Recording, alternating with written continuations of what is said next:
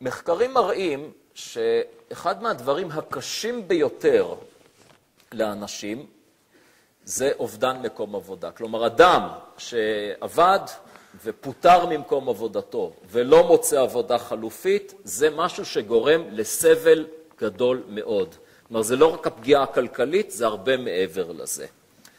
ואם זה הדבר, הרי שמה יותר טבעי מאשר לשאוף לקביעות במקום העבודה.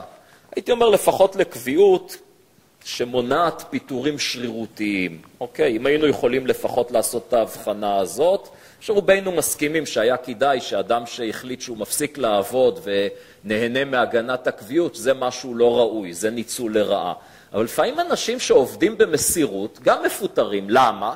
כי לפעמים המפעל פתאום מחליט שהוא רוצה לשנות כיוון, או לפעמים גם המגזר הציבורי רוצה לפטר עובדים, הוא לא יכול בגלל קביעות, אבל היה רוצה לפטר עובדים, כי לפעמים יש צורך, הצרכים משתנים. בוודאי בכלכלה דינמית וצומחת הצרכים משתנים, ובכל זאת הנושא של קביעות הוא נושא שמאוד קרוב לליבנו, ואנחנו כל הזמן מנסים, אני אומר, המערכת הפוליטית שלנו מנסה להכניס הגנות שמקשות על מעסיקים, בוודאי במגזר הציבורי, אבל גם במגזר הפרטי, על לפטר עובדים. מדוע? כי להיות מפוטר זה כאב מאוד גדול.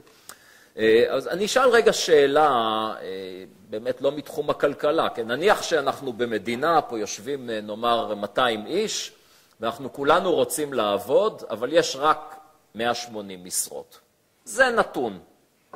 אוקיי? האם במקום כזה קביעות זה דבר מוצדק וטוב? כבר לא ברור, נכון? כי אם מספר המשרות נתון ואין מספיק לכולם, או אין מספיק משרות טובות לכולם, אז שנותנים קביעות לאדם אחד, המשמעות היא שאדם אחר קיבל קביעות כמובטל. אוקיי? אז פתאום אנחנו מבינים שרגע, כשמסתכלים על האדם הבודד, כן, אני מאוד שמח שיש לי קביעות באוניברסיטה העברית, אני לא מתכחש לזה.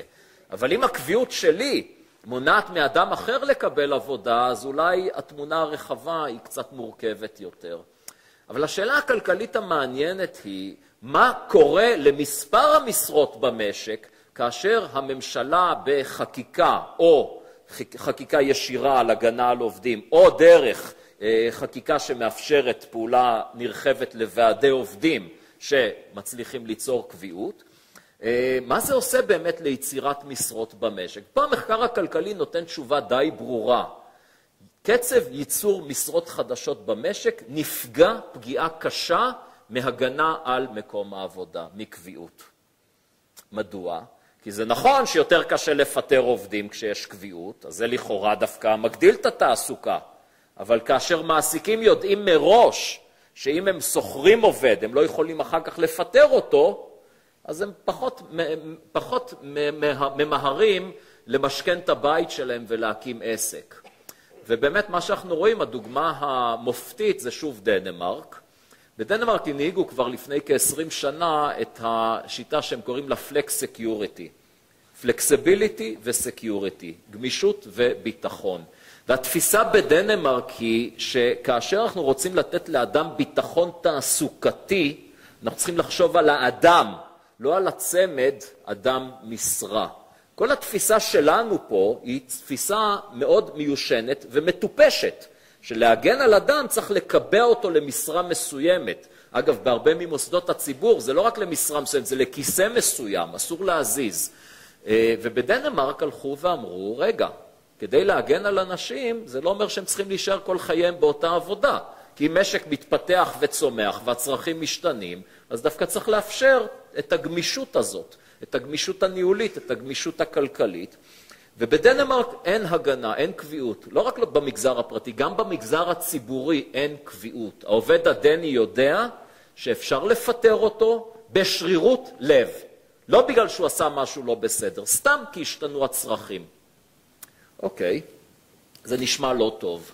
עושים סקר, שביעות רצון מהחיים בכלל. רגע, עוד לא הסברת מהו הסייפטי שם. כן, כמובן. נגיע גם לזה. עושים סקר, שביעות רצון מכל מיני דברים בחיים, ובפרט מהביטחון התעסוקתי. ממספר אחד באירופה, הדנים. הם מאוד מרוצים מהביטחון התעסוקתי שלהם. למרות שהם יודעים, ואכן כעובדה, הם מפוטרים על פני החיים שלהם פי 2 יותר מהגרמני, או מכל אירופאי אחר בממוצע. איך זה יכול להיות? כי הם יודעים שגם אם יאבדו את מקום העבודה, שוק העבודה הוא גמיש, והם יוכלו למצוא מקום עבודה חדש, חלופי.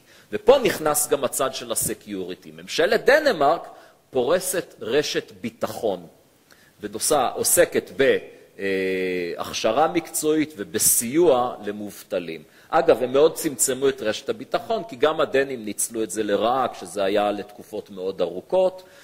כלכלנים, גם אנשים שמאמינים בכלכלת שוק ושוק חופשי, בהחלט תומכים ברשת ביטחון ובדמי אבטלה, כי דמי אבטלה אומנם מצד אחד פוגעים בתמריץ לחפש עבודה, כי כל עוד אני מקבל דמי אבטלה, אז הרצון לחפש עבודה אולי קצת נמוך יותר, ומצד שני מאפשרים לאנשים להשקיע יותר זמן בחיפוש עבודה ולמצוא עבודה שיותר מתאימה להם, כלומר למצות את היתרונות היחסיים. ובהחלט הממשלה הדנית נוקטת בשילוב יפה ונכון, לא מושלם, אף פעם אין מושלם, אבל ודאי שלנו יש מה ללמוד מהגישה הזאת.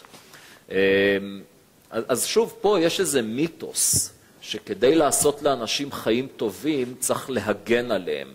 אבל ההגנה הזאת יוצרת תופעה של, בכלכלה אנחנו קוראים לזה המחוברים והלא מחוברים.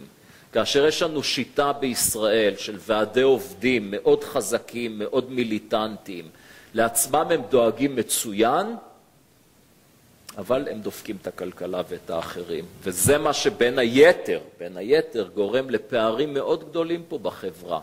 כי כאשר מערכת, זה לא רק המגזר הציבורי ולא רק השירותים החיוניים, למשל הבנקאות בישראל.